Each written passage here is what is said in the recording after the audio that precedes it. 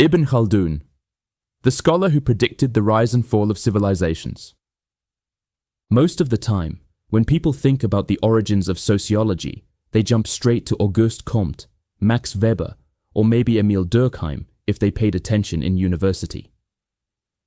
But there's a deeper truth hiding in the medieval Islamic world, a truth Western academia rarely acknowledges.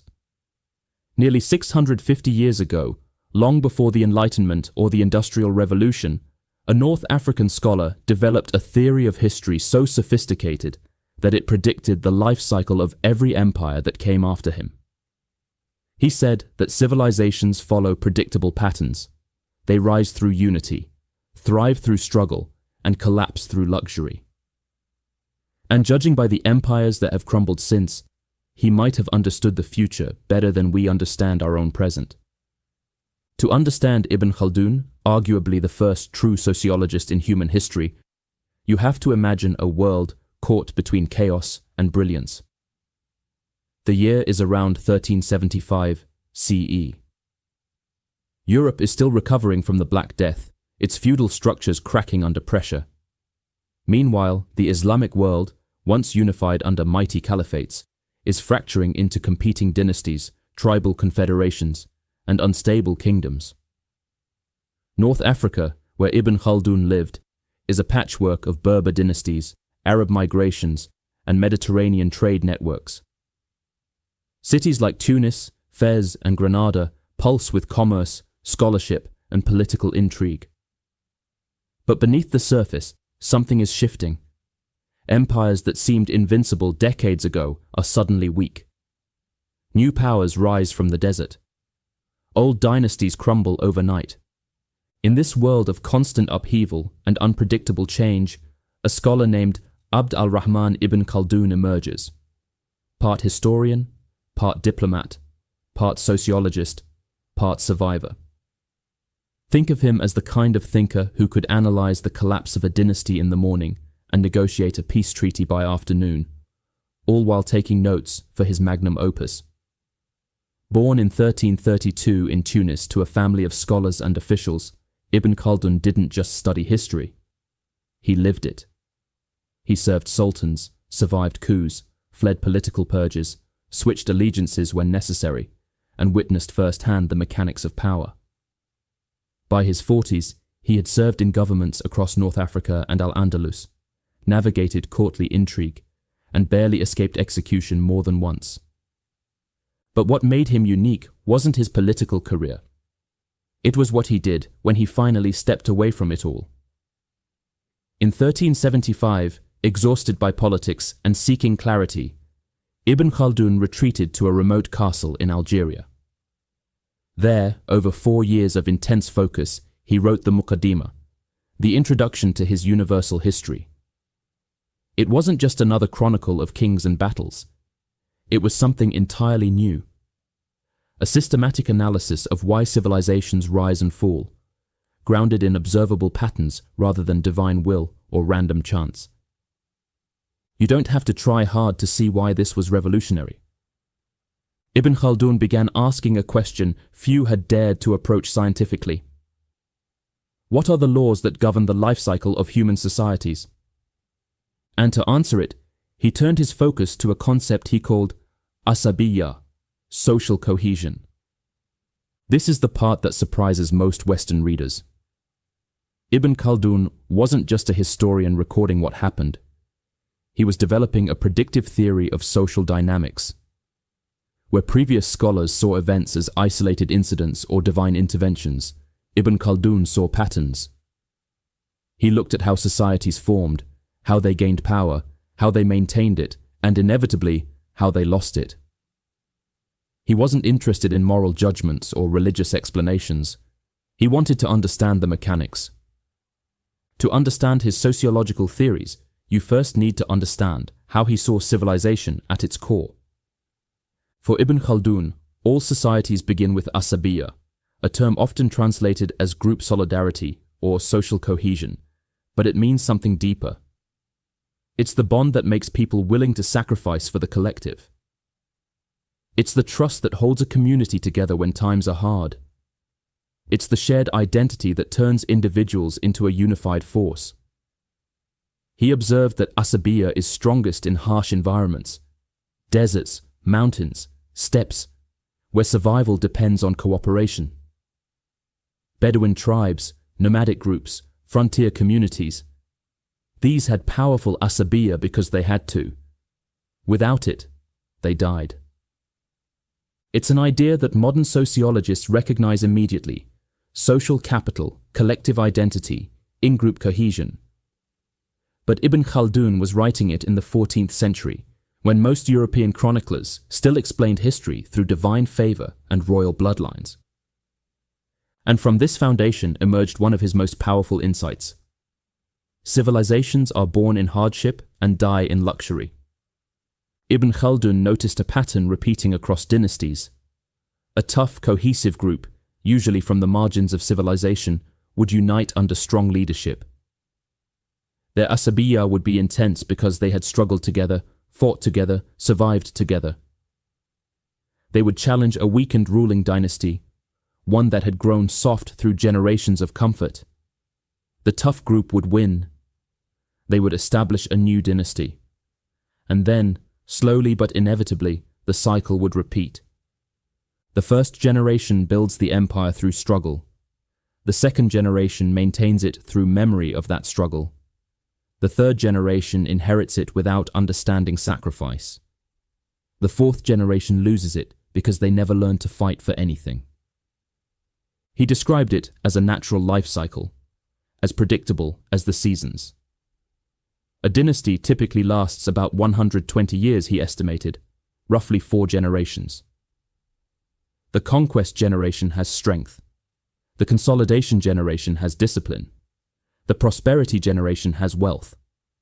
The decadence generation has only arrogance and entitlement.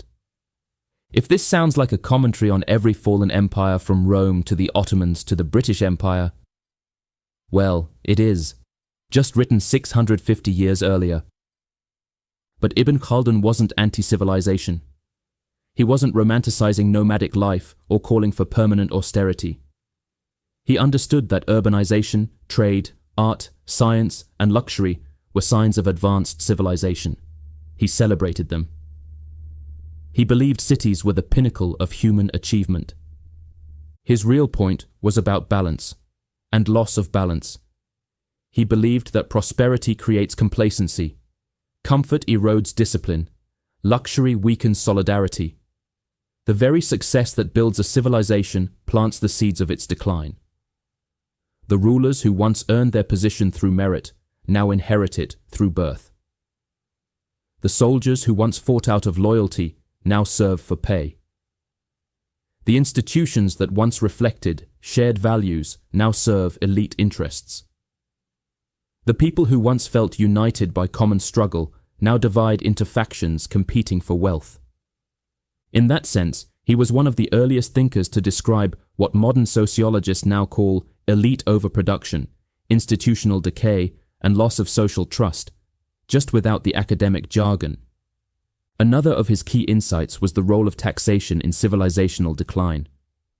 He argued that early in a dynasty's life cycle, taxes are low and the economy thrives. As the dynasty ages, expenses grow: palaces, bureaucracies, armies, luxuries, and taxes rise to cover them. High taxes stifle economic activity. People stop investing. Trade slows, revenue drops. The government responds by raising taxes further. A vicious cycle begins. Eventually, the tax burden becomes so oppressive that the economy collapses, and the dynasty becomes vulnerable to conquest by a new group with fresh asabiyyah. That might sound like basic economics, but the logic was profound. Governments that overextend themselves destroy the very prosperity they depend on. But Ibn Khaldun didn't stop with dynasties. He also delivered one of the earliest analyses of the rural-urban divide. He saw cities as centers of culture, learning, and refinement, but also as places where asabiyyah weakens. Urban life is comfortable. People become individuals rather than tribesmen. They pursue personal wealth rather than collective goals. They lose the toughness that built their ancestors' power. Meanwhile, the rural and nomadic populations retain their solidarity because they still live close to hardship. When the urban elite become too soft, too divided, too corrupt, the cycle resets. A new tough group rises from the margins and conquers the decadent center. And once again, the modern parallel doesn't require explanation. Ibn Khaldun's theories about the life cycle of civilizations did not emerge from abstract philosophy, but from watching the real rise and fall of real dynasties. In his lifetime, he witnessed the fragmentation of the Marinid dynasty in Morocco, the decline of the Hafsids in Tunisia, the instability of Granada in Al-Andalus, and the chaos following the Mongol invasions in the east. Some dynasties fell to internal rebellion, others to external conquest. But in every case the pattern was the same. Unity gave way to division, strength gave way to weakness, discipline gave way to excess. He believed the decline was structural, not accidental. When a ruling class becomes detached from the realities their ancestors faced, they lose perspective. When soldiers fight only for money rather than cause, loyalty becomes transactional. When institutions serve the elite rather than the common good, legitimacy erodes. When the wealthy hoard resources while the masses struggle, resentment builds. The entire social order, from the palace to the marketplace to the frontier, becomes fragile. His conclusion was stark but simple. A civilization can survive external enemies, but it cannot survive internal decay. Collapse is rarely about invasion or natural disaster. It is about the breakdown of solidarity, the invisible force that holds every society, every institution, every government, and every economy together. When that solidarity erodes, even the mightiest empire becomes vulnerable. From this perspective, his ideas about governance make sense. To Ibn Khaldun, successful leadership required understanding these dynamics. A wise ruler would recognize that power is temporary, that luxury corrupts, that excessive taxation destroys productivity, and that legitimacy depends on serving the people, not just extracting from them. He believed rulers should maintain connection to their roots, avoid excessive centralization, and resist the temptation to become too comfortable. But he also understood human nature. Most rulers don't voluntarily limit their own power. Most elites don't willingly sacrifice their privileges. Most societies don't reform until it's too late. 1,000 years of history since Ibn Khaldun have proven him right again and again. The Spanish Empire, the Ottoman Empire, Qing China, the British Empire, the Soviet Union all followed the same pattern. Unity and struggle in the beginning, expansion and prosperity in the middle, overextension and decay at the end. Internal division, rising taxes, elite corruption, loss of legitimacy, and finally, collapse or replacement. And that brings us directly into the modern world. A world where Ibn Khaldun's insights feel less like medieval sociology and more like a warning label for our current age. We live in an era where Western powers face declining solidarity, rising polarization, institutional distrust, economic anxiety, and elite detachment. Across the globe, you can see echoes of the very patterns Ibn Khaldun described. His critique of luxury mirrors today's debates about wealth inequality and the detachment of the ultra-wealthy from the struggles of ordinary people. His warnings about excessive taxation resemble concerns over regulatory burdens, stagnant growth, and government overreach.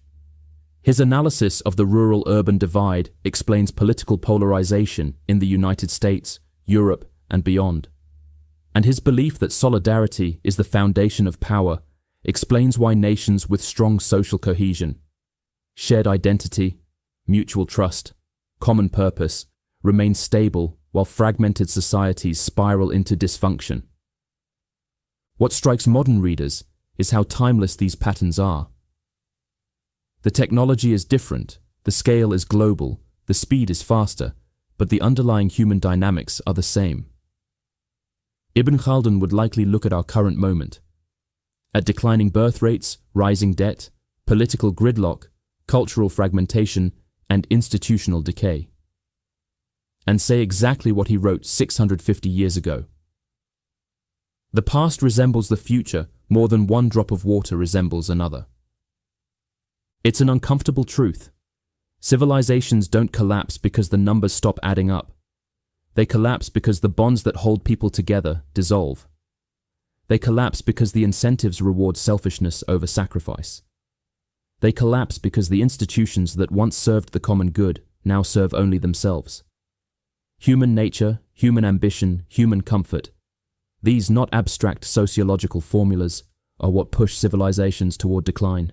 Ibn Khaldun wasn't preaching pessimism. He was describing reality. He understood something historians often struggle to admit, that history is not random. It follows patterns. And when societies ignore those patterns, they pay the price. That's why his ideas matter today. In an era defined by polarization, institutional distrust, economic anxiety, and questions about the future of Western civilization, his central message becomes a survival principle. If a society loses its cohesion, it will eventually collapse. Understanding that idea isn't just historical curiosity, it's civilizational awareness. Because history doesn't repeat, but if you don't understand it, you won't see the warning signs until it's too late. And if this gave you a new perspective, hit subscribe. History has the answers, and I'll show you where to look.